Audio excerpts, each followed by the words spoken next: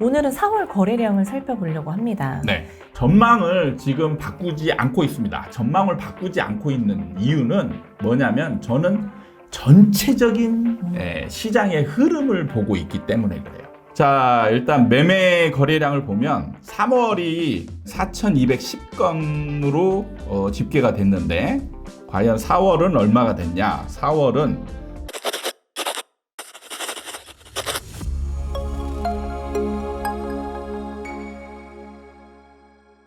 반갑습니다.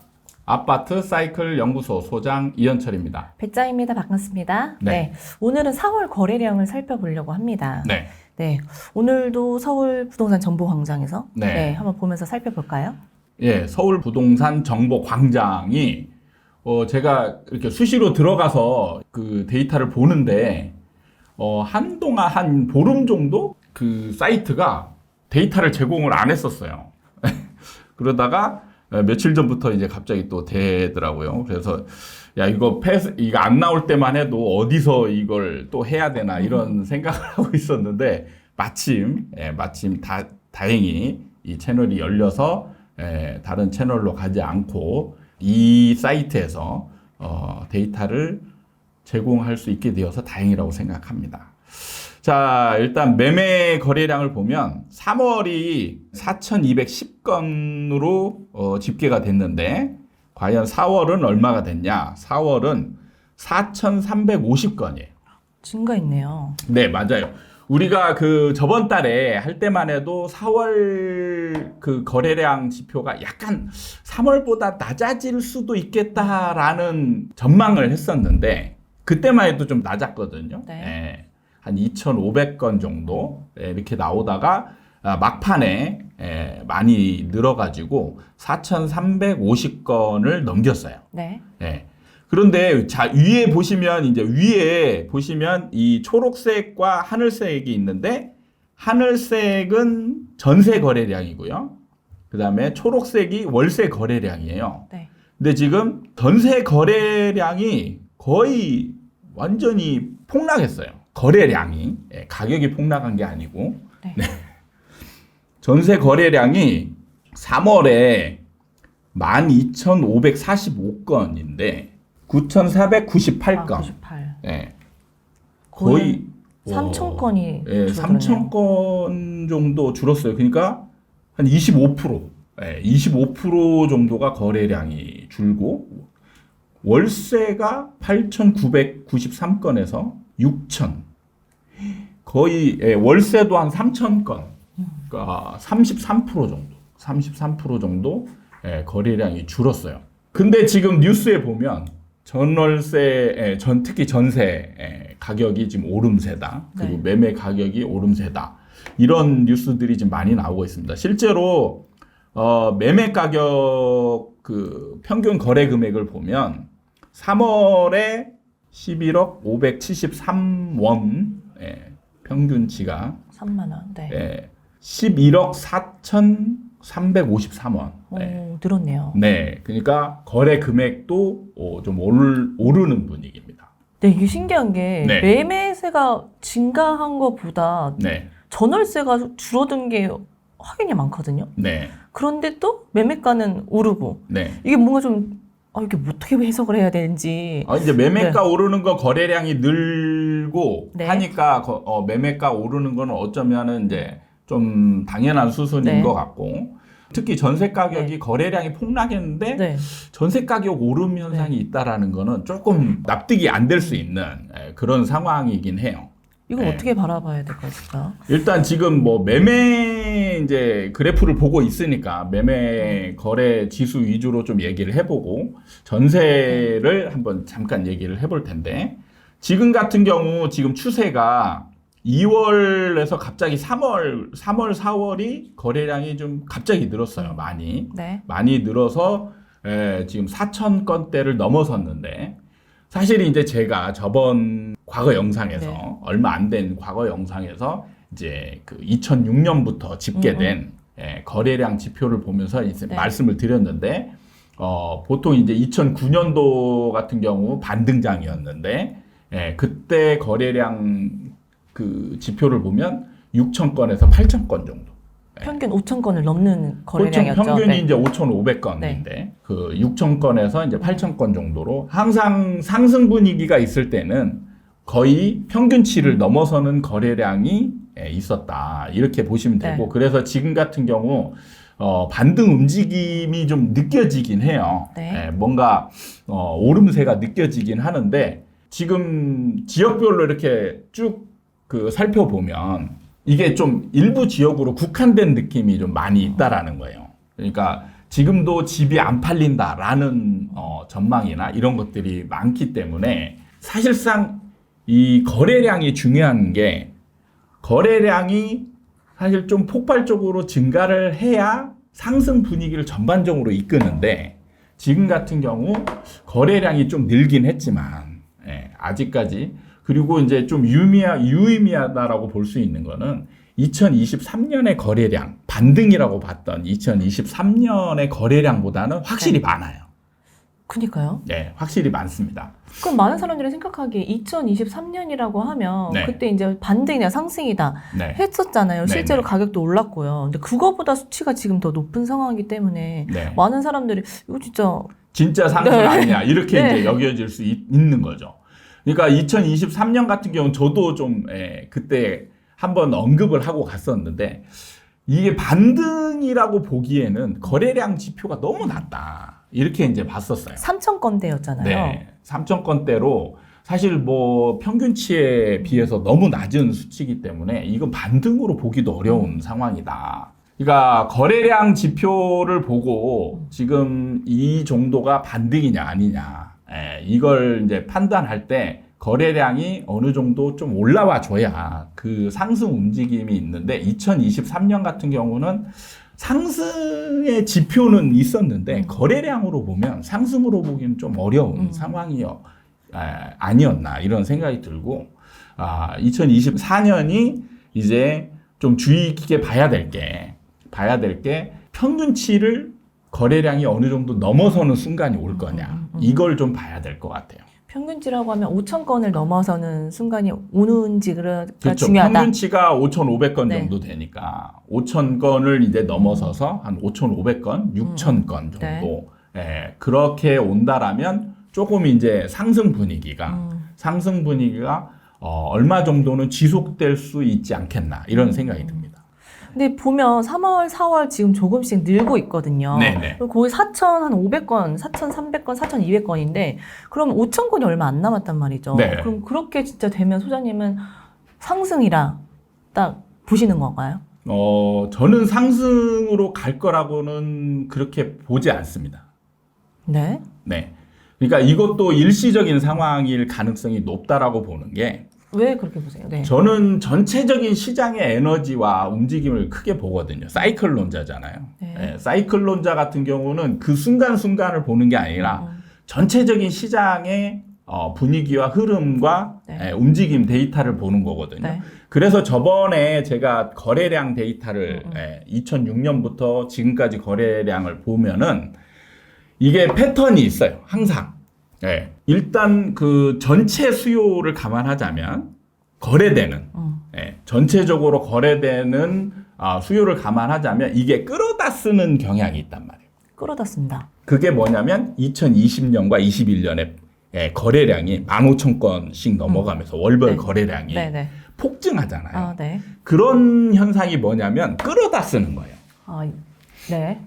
그러니까 그 당시 안 살 사람들이 미리 막 다 사고 그러니까 다 살 사람들 네. 다 사는 거죠. 네. 그러면 이 뒤로 가면 살 사람들이 많이 남아있지 않아요. 제가 이제 산불로 표현을 가끔씩 하잖아요. 큰 산불이 났다가 이제 소방관들이 산불을 꺼요. 그럴 때 한꺼번에 다 꺼지는 게 아니라 잔불들이 남아있어요. 이 잔불들은 일어나더라도 이 산불로 대형 산불로 번지기가 어려운 게 주변이 다 타버렸단 말이죠. 주변이 다 타버리면 일부 구간에서는 산불처럼 번지는 그런 불길들이 일어날 수 있지만 다 타버린 그러니까 불씨가 될 수 있는 에너지가 없다라는 거죠.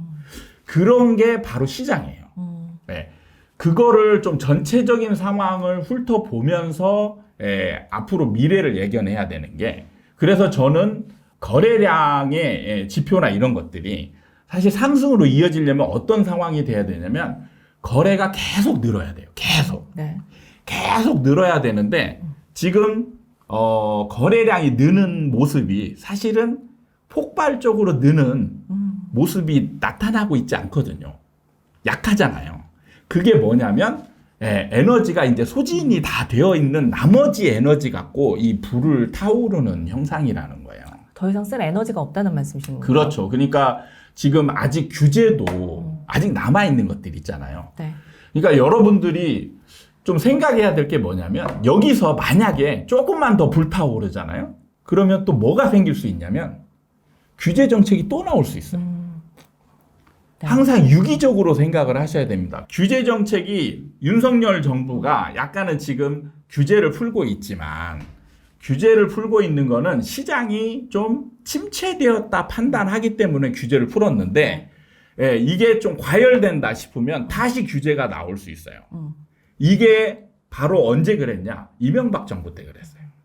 이명박 정부 때 리먼 브로더스 사태로 인해서 전체 우리나라 경제 위기가 오고 부동산 위기가 왔을 때 규제를 다 풀어버렸어요. 한꺼번에 다 풀고 나니까 그걸로 인해서 갑자기 또 침체되어 있던 에너지들이 갑자기 확 살아났어요. 살아나니까 이명박 정부가 막 규제를 풀다가 갑자기 아 뜨거! 이러면 안 되지. 네. 하면서 규제를 또 강하게 때려버리거든요. 그러면서 이제 시장이 죽기 시작하고 완전히 죽은 다음에 그 다음에 이제 규제를 풀어도 살아나지 않았어요. 그러니까 시장의 흐름을 전체적인 흐름을 보자면 이게 유기적으로 다 연관이 돼서 활동을 한다는 얘기예요. 그러니까 지금이 만약에 조금이라도 불씨가 좀 살아난다 싶으면 규제가 나올 수도 있고 그 다음에 규제가 지금 안 나온다는 얘기는 시장이 그렇게 아주 폭발적인 상승세가 아직 아니다라고 느끼는 거예요. 네.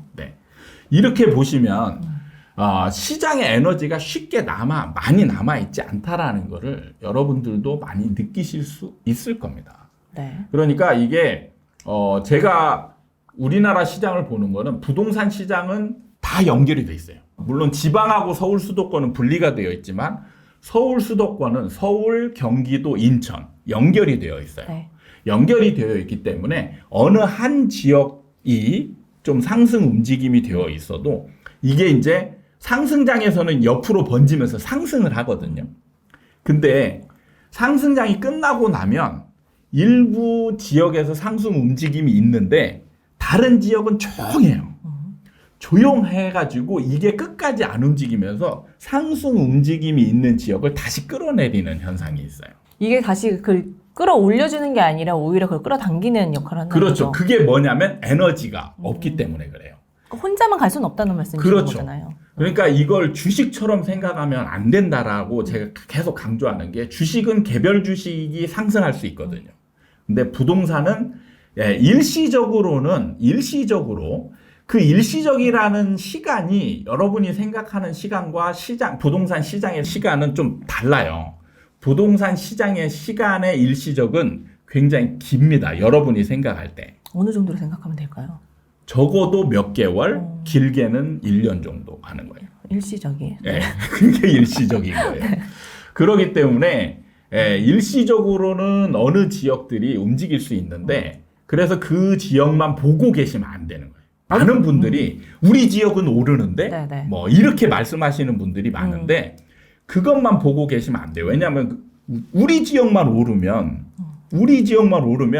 여기서 바로 옆에 있는 지역의 옆에 있는 얘가 단절이 돼 버리잖아요. 근데 얘가 안 오르고 있어. 그죠? 네. 그러면은 얘가 다시 떨어진다는 얘기. 항상 좀 시각을 넓혀서 좀 봐야 된다는 게 필요하네요, 진짜. 그렇죠. 저는 그래서 전망을 지금 바꾸지 않고 있습니다. 전망을 바꾸지 않고 있는 이유는 뭐냐면 저는 전체적인 시장의 흐름을 보고 있기 때문에 그래요. 그러니까 지금 이렇게 올라가는 움직임들이 약간씩 일어나더라도 앞으로 저는 전망이 바뀔 가능성은 크게 없습니다. 그러니까 이런 것들은 일시적으로 끝날 가능성이 굉장히 크다라고 보고 있는 거예요. 저희가 항상 거래량 보면서 매물량도 한참 지켜봤었잖아요. 네. 이번 달 그 매물량도 한번 살펴보는 게 좋을 것 같은데요. 자, 매물량을 보시면 밑에 84,578건이 이제 약간 최고치를 찍고 한 2,000건 정도 이제 빠졌었어요. 6월 달 같은 경우. 네. 지금 83,000건으로 다시 이제 오르기 시작했습니다. 6월 4일 기준. 그렇죠. 네. 6월 4일 기준이고, 아, 옛날에 8만 건이 네. 뚫는다 했었는데 계속 8만 건이네요, 이제. 4월 말 기준으로 보면 이제 84,000건대. 어. 84,000건대. 그러니까 그래프만 봐도 지금 매물이 역대 최고치라는 걸 볼 수가 있잖아요. 그러니까 지금 시장의 에너지를 보자면 지금 팔려고 하는 사람들이 굉장히 많다라는 거예요. 그래서 진짜로 들리는 얘기가 내 건 안 팔리는데 이 오르고 있다라는 뉴스가 이게 맞냐? 딴 세상 얘기 같다. 그런 거죠. 그러니까 오르고 있다라면 내게 팔려야 되거든요. 물론 이제 이분들이 얘기하시는 게 가격이 중요한데 적정 가격에 내놓았는지 여부가 이제 네. 궁금하긴 해요. 궁금하긴 하지만 안 팔린다라고 하소연하는 분들이 아주 높은 가격에 내놨을 가능성은 사실 좀 약할 수 있거든요. 네. 그렇게 봤을 때 전체적인 오름 분위기는 아직 오지 않았다. 이렇게 이제 판단하면 되지 않을까 싶습니다. 네.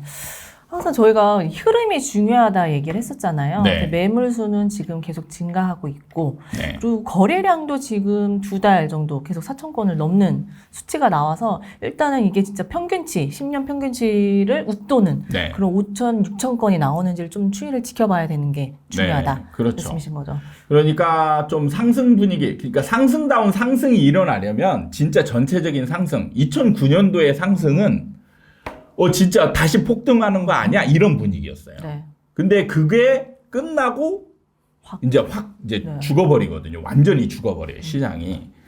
그래서 항상 폭등 뒤에 반등이 있는데, 반등이 좀 제가 이제 어떻게 냉정하게 보자면 이제 조금 전망이 틀렸을 수도 있는 게 2023년으로 반등이 끝났다. 이렇게 저도 봤는데, 그게 조금 길어지고 있는 형국이 되지 않나 이런 전망을 할 수 있습니다. 근데 이거는 반등으로 끝난다.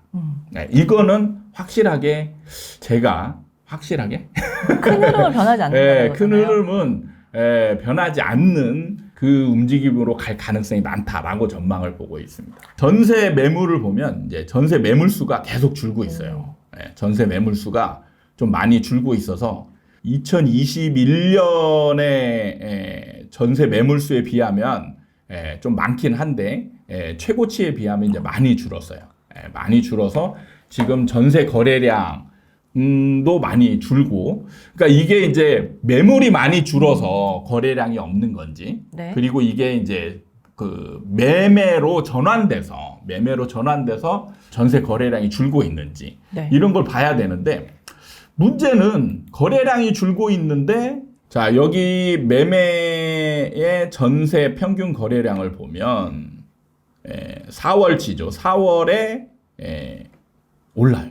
거래 금액이. 네. 거래 금액이 5억 2,793만 원이죠. 네. 근데 5억 3,582만 원. 1,000만 원 조금 안 되게 한 800만 원 정도 거래 금액이 오릅니다. 이 신기하죠. 그러니까 전세 시장에 대한 이해가 좀 필요해요. 전세 시장의 이해가 필요한 게 저번에도 제가 전세 얘기하면서 임대인의 심리가 되게 중요하다라고 제가 말씀을 드렸어요. 네.